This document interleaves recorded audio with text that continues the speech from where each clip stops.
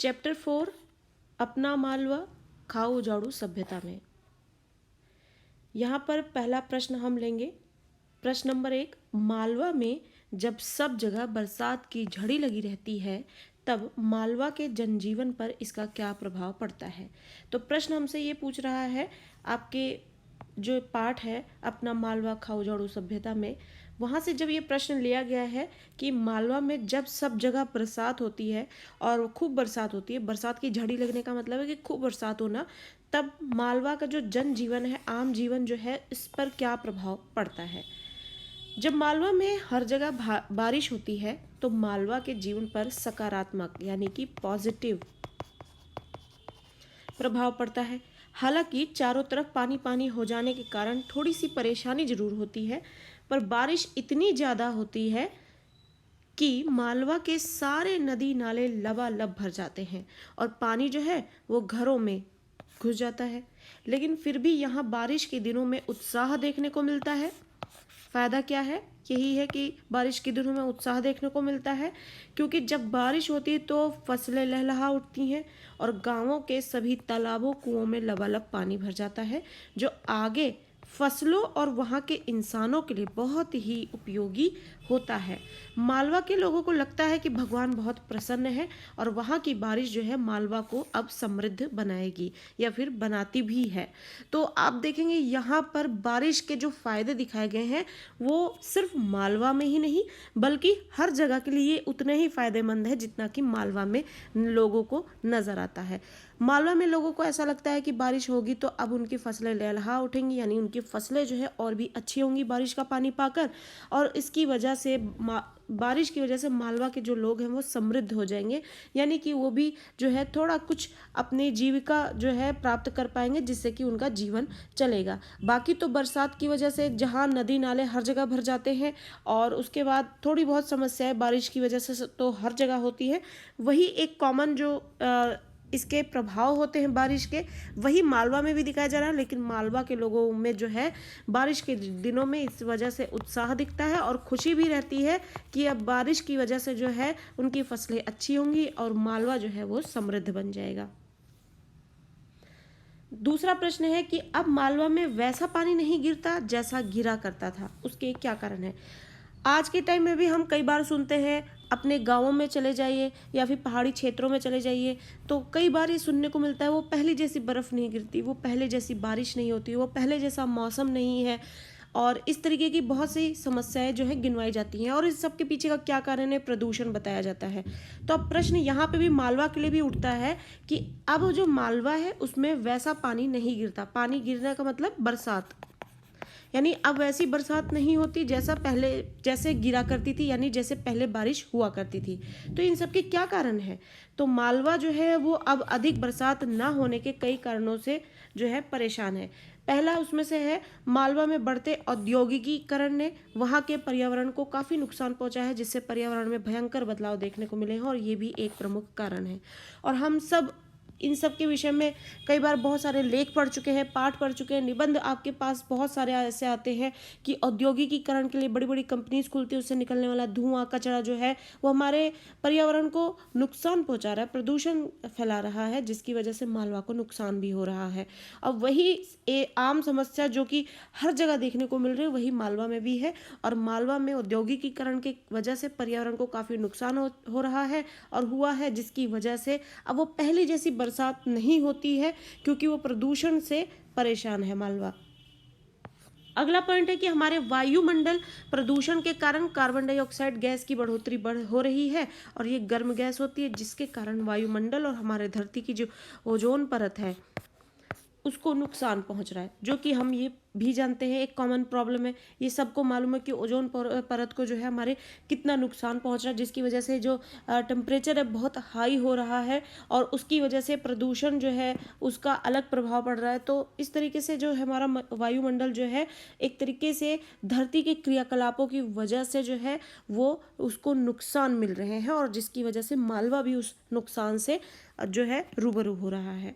अगला जो पॉइंट है वो है कि बढ़ती जनसंख्या, ये भी एक कॉमन प्रॉब्लम प्रॉब्लम है। बढ़ती हुई जनसंख्या के कारण कंक्रीट के जो निर्माण है उनमें अधिकता आ गई है। हम लगातार जंगलों और पेड़ों की कटाई कर रहे हैं। जंगलों और पेड़ों की कटाई करना जो एक बहुत बड़ी समस्या है, जिसके कारण मानसून में परिवर्तन हो रहा है। और मानसून हो या फिर हवा हो, बरसात हो, इन सब के पीछे एक कारण है, वो है पेड़ पौधे।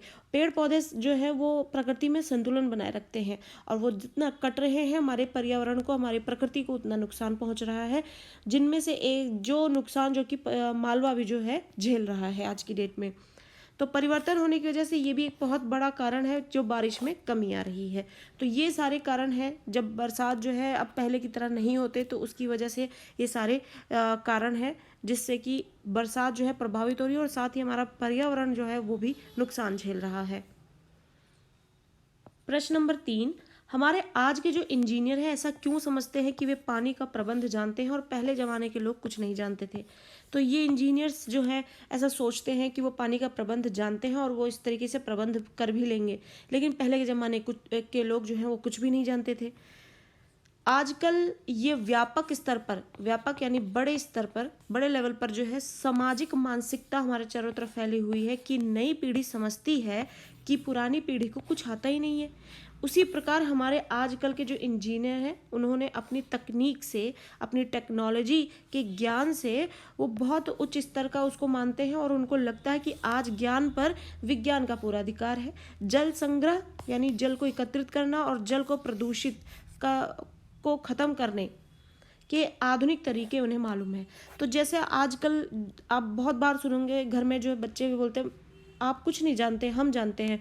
तो ये एक सिर्फ एक स्लैंग होने के साथ साथ अब ये एक लोग इसमें विश्वास भी बना के चलने लगे हैं कि पहले के लोग कुछ भी नहीं जानते थे, हम जो है आज की पीढ़ी जो है वो ज़्यादा जानती है। उसी तरीके से जो आज के इंजीनियर्स हैं उनको ऐसा लगता है कि वो जल संरक्षण भी बेहतर तरीके से जानते हैं और जल को प्रदूषण से बचाने के तरीके भी अच्छे से जानते हैं।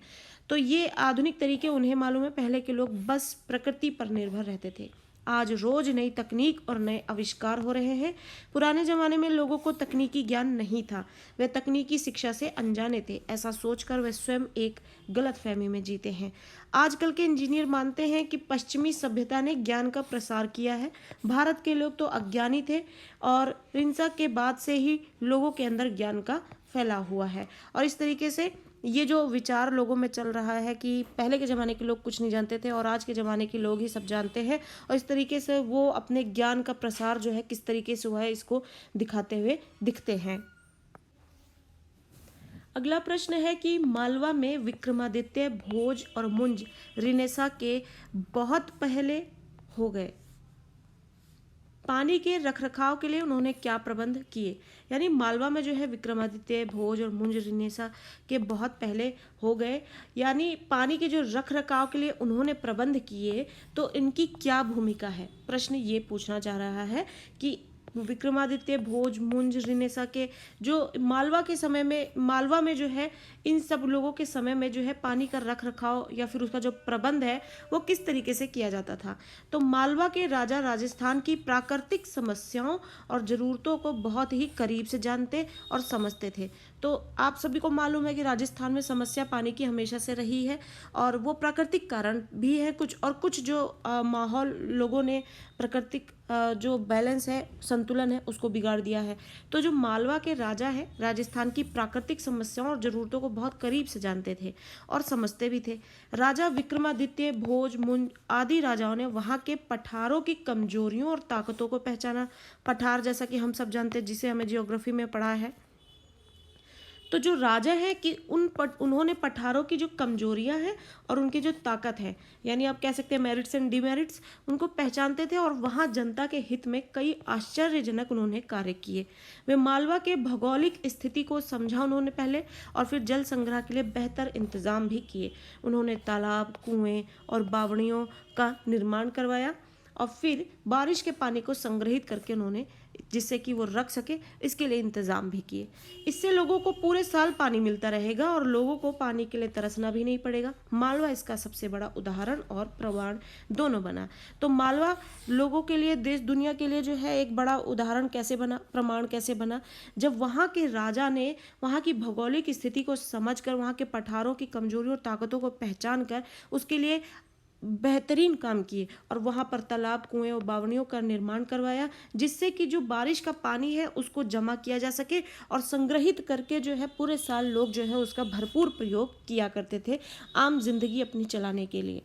तो इस तरीके से वो एक उदाहरण और प्रमाण दोनों बन गया। कैसे बन गया कि जब मालवा के जो राजा हैं उन्होंने उनकी भौगोलिक स्थिति, समस्याओं को सब समझा, सब समझ के समस्याओं परेशानियों को समझकर उसके निवारण के लिए भरपूर कोशिशें की और वो दोनों की दोनों जो है सफल हुई। अगला प्रश्न है कि हमारी आज की जो सभ्यता है इन नदियों को अपने गंदे पानी के नाले बना रही है, क्यों और कैसे। जो आज के समय में लोग हैं वो किस तरीके से जो अपनी नदियां हैं, जो सोर्स ऑफ आपका वाटर है, और आप कह सकते हैं कि ये इनका सुरक्षित रहना जो है हमारी प्रकृति के लिए भी और हमारे लिए कितना ज़रूरी है। तो ये जो इन्होंने पानी गंदा किया है, इन नदियों को अपने गंदे पानी के नाले इससे बना दे रही है। यानी जो हम अपने आम जिंदगी में होने वाले पानी के प्रयोग से जो पानी का निकास करते हैं गंदे पानी का, उसको किस तरीके से हम साफ नदियों से जोड़कर उनको भी उसके साथ गंदा कर दे रहे हैं और क्यों कर रहे हैं और कैसे कर रहे हैं, इसकी हमें जानकारी देनी है। निसंदेह, विदाउट एनी डाउट, आज का युग जो है एक प्रगति युग है, यानी कि प्रगति निरंतर चल रही है। अब किस क्रम में और कितना थोड़ा ज़्यादा कैसे चल रही है इसका नहीं पता, लेकिन निसंदेह आज का युग जो है एक प्रगति युग है। लेकिन यह प्रगति हमारी सबसे बड़ी समस्या का कारण भी है। हम इस प्रगति के लिए प्रकृति को बहुत नुकसान पहुंचा रहे हैं। जैसे जैसे प्रगति हो रही है कई नुकसान भी सामने आ रहे हैं। यानी आज का समय जो है निरंतर प्रगति तो कर रहा है, लेकिन इस प्रगति को पाने के लिए लोग जो हैं अपने बहुत बड़े बड़े नुकसान भी कर रहे हैं। साथ में प्रदूषण जो है सबसे बड़ी और सबसे गंभीर समस्या बन गई है, जो दिन ब दिन बदतर होती जा रही है। जल, भूमि और आकाश सभी पूरी तरह से प्रदूषण के प्रभाव से प्रभावित हैं। मानव ये जानता है कि जल मनुष्य का जीवन है, इसके बावजूद मनुष्य ने इस अमूल्य जल संसाधन को भी प्रदूषित कर दिया है। सदियों से जिन नदियों का पानी जल का एक बड़ा और मुख्य स्रोत रहा है, जो केवल मनुष्य के लिए नहीं बल्कि सभी प्राणियों के जीवन प्रणाली से भी जुड़ा है। यानी हम सभी को मालूम है कि जो पानी का जो सोर्स है प्राकृतिक रूप से वो हमारी नदियां हैं, और ये हाँ इंसानों के साथ साथ ही जो जानवर हैं उनके लिए भी बहुत ज़रूरी है। उसके बाद भी जो है इंसान निरंतर जो है नदियों को गंदा कर रहा है। लेकिन आजकल जो कारखाने हैं, जो कंपनीज हैं, जिससे धुआं निकलेगा, कचरा निकलेगा, जो सब का सब नदियों में जुड़कर जो है उसी में मिल जा रहा है। लेकिन आजकल के जो कारखाने हैं उसका जो जहरीला पदार्थ है और शहरों का जो गंदा पानी नदियों में बहा दिया जाता है, और निरंतर प्रक्रिया में नदियों के पानी को इतना प्रदूषित और विषाक्त यानी जहरीला कर दिया गया है, बना दिया गया है कि ये न केवल पीने योग्य रह गई है बल्कि इससे भयानक बीमारियां भी होने लगी हैं। और सभी ने न्यूज़ सुना होगा कि किस तरीके से हमारी गंगा जो है वो गंदी हो रही है और यमुना जो है कितनी गंदी हो रही है। तो ये इन्हीं सब के परिणाम है जिनकी वजह से जो है हमारी नदियाँ गंदी होती जा रही हैं, और इसके दुष्परिणाम भी देखने को मिल रहे हैं कि तरह तरह की बीमारियाँ हो रही हैं इससे। यहाँ तक कि इसमें रहने वाले जो जानवर हैं वो भी विलुप्त हो गए हैं, समाप्त हो गए हैं, इनकी प्रजातियाँ खत्म होने की कगार पर हैं। सरकार और कई सामाजिक संगठन समय समय पर इसे बचाने की कोशिश करते रहते हैं, लेकिन जब तक आम लोग सचेत नहीं होंगे, यानी कि सरकार जो है इस पे बहुत मेहनत करेगी, इस पे विचार करेगी, इस पे प्लान करेगी, बहुत पैसा भी खर्च करेगी, नदियाँ साफ करवा देगी, लेकिन अगर वही जनता दोबारा वही उसी प्रोसेस को कंटिन्यू करती रहेगी गंदा करने के लिए, तो हम कब तक साफ रखेंगे। तो नदियों को साफ रखने के लिए जो आम जनजीवन है उसको समझ में आना चाहिए कि ये हमारी नदियाँ जो है किस तरीके से पूजनीय है, हमारे जीवन के लिए ज़रूरी है, इनको बचा के रखना चाहिए।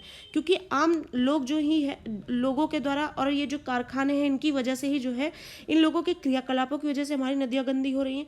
तो जब ये लोग समझेंगे और अपनी कोशिशें इसमें शामिल करेंगे तभी नदियाँ साफ रह पाएंगी। तो जब तक हर व्यक्ति जो है पानी के मूल्य को समझना शुरू नहीं करेगा तब तक वो दिन दूर नहीं जब ये नदियाँ नालों का रूप नहीं ले लेंगी। शहर के किनारे जो बहने वाली कई नदियां हैं उसको हमने नाला बना दिया है, और यमुना नदी इसका मुख्य उदाहरण है। हमें जागरूक होकर नदियों को नदी ही बने रहने देना होगा, और वरना हम दिन प्रतिदिन जल की जो समस्या है और बीमारी है उसके जाल में फंसते जाएंगे। और इस तरीके से जो कारखाने हैं उनका और जो लोगों ने पेड़ पौधे काटकर और प्रकृति को जो प्रदूषण से भर दिया है, जिसकी वजह से ये सारे नुकसान हमें झेलने पड़ रहे हैं। जब तक आम आदमी या फिर जो ये कारखाने हैं, ये लोग चलाने वाले जो हैं, ये लोग नहीं समझेंगे, ये अपनी कोशिशें नहीं शामिल करेंगे, तब तक हमारी प्रकृति के हर एक हिस्से को इसी तरीके के नुकसान झेलने पड़ेंगे। अगला प्रश्न है कि लेखक को क्यों लगता है कि हम जिसे विकास की औद्योगिक सभ्यता कहते हैं वह उजाड़ की अपसभ्यता है। आप क्या मानते हैं? जो लेखक है, जो इस पाठ को लिखते हैं अपने मालवा, वहाँ पर जो लेखक है उनको ऐसा लगता है कि हम जिसे विकास की औद्योगिक सभ्यता कहते हैं वह उजाड़ की अपसभ्यता है। उजाड़ यानी किसी भी चीज़ का उजड़ापन या फिर किसी चीज़ की समाप्ति, और अपसभ्यता यानी कि जिसमें बिल्कुल भी कोई सभ्यता ना हो, सभ्यता का जो आप कह सकते हैं कि सभ्यता का ना होना या सभ्यता को समाप्त करना, ये वाली सभ्यता है। किस बेसिस पे कह रहे हैं? सबसे पहले तो ये प्रश्न समझना है। प्रश्न हमें ये बोल रहा है कि हम बड़े बड़े कंपनीज, कारखाने ये सब खोल रहे हैं, लोगों को काम मिल रहा है, जीविका मिल रही है, पैसे मिल रहे हैं, लोगों का जीवन और भी ज़्यादा बेहतर होता जा रहा है। ये फ़ायदे तो हो रहे हैं, लेकिन इनकी वजह से जो हमारे प्रकृति को नुकसान पहुँच रहे हैं, जिसकी वजह से हमारा जीवन ज़्यादा अफेक्ट होगा, वो जो है ये औद्योगिक सभ्यता ना बनकर उजाड़ की अपसभ्यता हो गई है इस वजह से, क्योंकि ये हमें ज़्यादा गंदे नुकसान पहुंचा रही है, जिसको लोग अनदेखा करते जा रहे हैं। तो लेखक जो है क्या कहना चाह रहे हैं इस माध्यम से? मैं लेखक के इस कथन से बिल्कुल सहमत हूँ। ऐसी औद्योगिक सभ्यता जिसने विकास के नाम पर प्रदूषण, प्रकृति का दोहन यानी प्रकृति को खत्म करने का, धरती का विनाश किया हो, उसे विकास कैसे कहा जाएगा? यानी लेखक जो है वो ये कहते हैं कि ये कैसी औद्योगिक सभ्यता है जिसके चलते हम विकास तो कर रहे हैं, लेकिन उसके साथ ही ये प्रदूषण, प्रकृति का दोहन, धरती का विनाश किया जा रहा है। तो क्या इसको विकास कहना ठीक रहेगा? ये कैसा विकास है जो हमें प्रगति के नाम पर विनाश की ओर ले जा रहा है? हम एक आविष्कार करते हैं और उससे 5 नई समस्याएं और पैदा होती हैं। यदि हम किसी भी विकास के साधनों को देखते हैं तो हम विकास के स्थान पर विनाश देखते हैं। यानी हम किसी भी सेंस में अगर विकास कर रहे हैं तो उसके साथ विनाश जो है साथ में जुड़ा हुआ आ रहा है, जिस विनाश को कोई भी नहीं देख रहा और विकास को सब लोग देख रहे हैं। और इससे फायदे तो मिल रहे हैं, लेकिन उतने फायदे नहीं जितने बड़े नुकसान इससे मिल रहे हैं। तो लोगों को विकास तो मिल रहा है, लेकिन उसके साथ विनाश कितना बड़ा आ रहा है, ह्यूज जो है लेवल पर आ रहा है, वो लोगों को देखना चाहिए। मनुष्य ने अपनी उत्पत्ति के बाद से पृथ्वी का शोषण शुरू कर दिया था, लेकिन तब शोषण की प्रक्रिया बहुत धीमी थी। जैसे जैसे मनुष्य का विकास हो रहा है, उसने तीव्र गति से प्रकृति का दोहन शुरू कर दिया। उन्होंने रहने के लिए पेड़ों को काट दिया, आवास के लिए ईंटों का निर्माण करने के लिए मिट्टी का उपयोग कर लिया। उन्होंने पृथ्वी को कोयले, सीमेंट, धातु, हीरे आदि की आवश्यकताओं को पूरा करने के लिए खोद दिया। ये कैसा विकास है जिसमें स्वयं की जड़ें ही कट रही हैं? यानी कि हम प्रकृति से जुड़े हुए हैं। व्यक्ति का शरीर जो है पंच तत्वों से बना है, और वो पंच तत्व कहाँ से आते हैं? प्रकृति से आते हैं। आप उन्हीं चीज़ों को बर्बाद कर रहे हैं जिससे हम बने हैं, या हमारी जो ज़रूरतें हैं, तो वो हमारी जड़ें कट रही हैं। इसलिए हम उसे उजाड़ की अपसभ्यता ही कहेंगे। ऐसी सभ्यता जो सिर्फ विनाश करती हो, उजाड़ करती हो, तो ये उजाड़ की अपसभ्यता होगी, क्योंकि ये हमारी जड़ों को काट रहा है। अगला प्रश्न है कि धरती का वातावरण गर्म क्यों हो रहा है? इसमें यूरोप और अमेरिका की क्या भूमिका है? टिप्पणी कीजिए। धरती का वातावरण आप देखेंगे आजकल के समय में अब कितनी गर्मी हो रही है, और समय से पहले कितनी गर्मी हो रही है। ये सब किस कारण से हो रहा है? तो ये सब जो हमने अभी तक पिछले प्रश्नों में पढ़े हैं कारण, जो प्रदूषण बढ़ाया जा रहा है, हमारी प्रकृति जो नुकसान झेल रही है, ये सब उसी का कारण है। ओजोन परत जो है हमारी, वो किस तरीके से नुकसान झेल रही है, तो ये सब प्रकृति को दुष्प्रभाव दे रहे हैं, जिसकी वजह से उसके दुष्प्रभाव हमें भी मिल रहे हैं। अब इसमें यूरोप की और अमेरिका की क्या भूमिका है, ये बतानी है हमें। मनुष्य द्वारा प्रकृति के साथ छेड़छाड़ से आज पूरी दुनिया में ग्लोबल वार्मिंग का खतरा मंडरा रहा है। छेड़छाड़ कैसे? पेड़ों को काटना और जो जंगल है उनको ख़त्म कर देना, और अपनी ज़रूरतों के हिसाब से प्रकृति की हर एक वो चीज़ जिसका हम ज़रूरत से ज़्यादा यूज़ ले रहे हैं, तो वो उसके साथ छेड़छाड़ हो जा रही है। तो मनुष्य द्वारा जो प्रकृति के साथ छेड़छाड़ हो रही है, उससे ग्लोबल वार्मिंग का खतरा जो है दिन पर दिन बढ़ता ही जा रहा है। दुनिया भर के वैज्ञानिक इस भयावह स्थिति से परेशान हैं। इसके कारण पृथ्वी का वातावरण तेजी से गर्म भी होता जा रहा है। मनुष्य ने अपनी सुविधाओं के नाम पर जो कुछ भी किया है वह उनके लिए खतरनाक साबित हो रहा है। अपनी सुविधाओं के नाम पर आप मान लीजिए, एक छोटा सा उदाहरण ले लीजिए, लोगों को अपने घर में फर्नीचर बहुत अच्छा चाहिए, बहुत अच्छा फर्नीचर चाहिए, और वो फर्नीचर और उसकी लकड़ियाँ कहाँ से आएंगी? वो जंगलों से कट के पेड़ों से आएंगी। और फिर जंगल कटेंगे जब पेड़ पौधे नहीं रहेंगे, जिसकी वजह से हमारा वातावरण ठंडा रहता है, जिसकी वजह से बारिशें होती हैं, और जिसकी वजह से जो लैंडस्लाइडिंग होती है, इन सब चीज़ों से बचा जाता है। तो प्रकृति हमारी बहुत बड़ी मददगार है और हम उसी को ही ख़त्म कर दे रहे हैं, तो हमारी रक्षा कौन करेगा?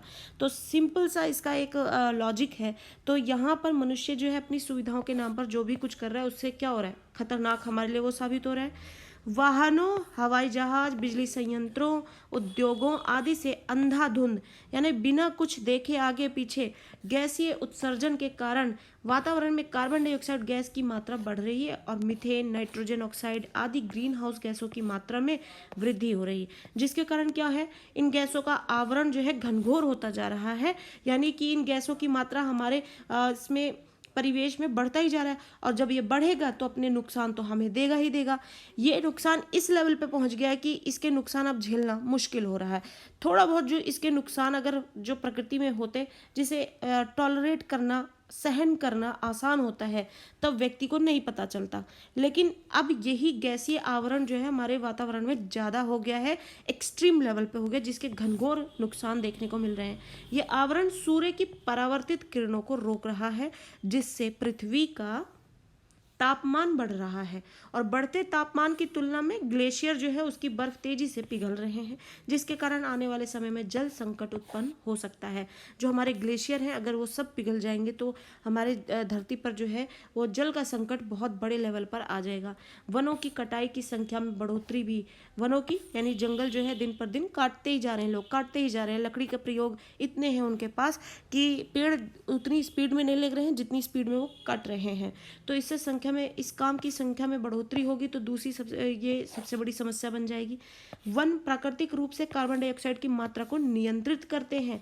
जो हमारे पेड़ पौधे हैं वो हमारे जो वातावरण है उसमें कार्बन डाइऑक्साइड को बैलेंस करता है, जिससे उसके नुकसान हमें ना झेलने पड़े।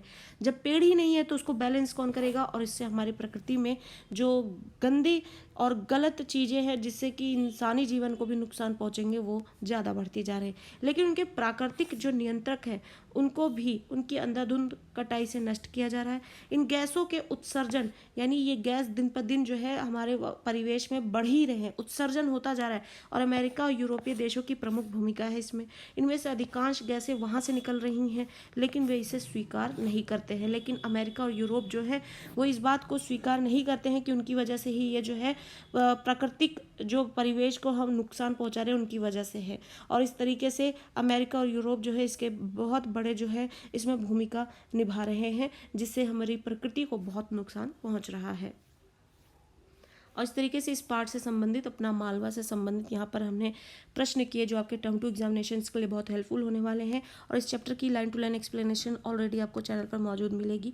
पहले चैप्टर जरूर समझें, जिससे कि आपको ये प्रश्न बहुत अच्छे से समझ में आए और फिर आपको इन्हें रटने की ज़रूरत ना पड़े। और इस तरीके से अगर आपको ये वीडियोज़ अच्छी लग रही हैं तो चैनल के साथ यूँ ही बने रहें, ताकि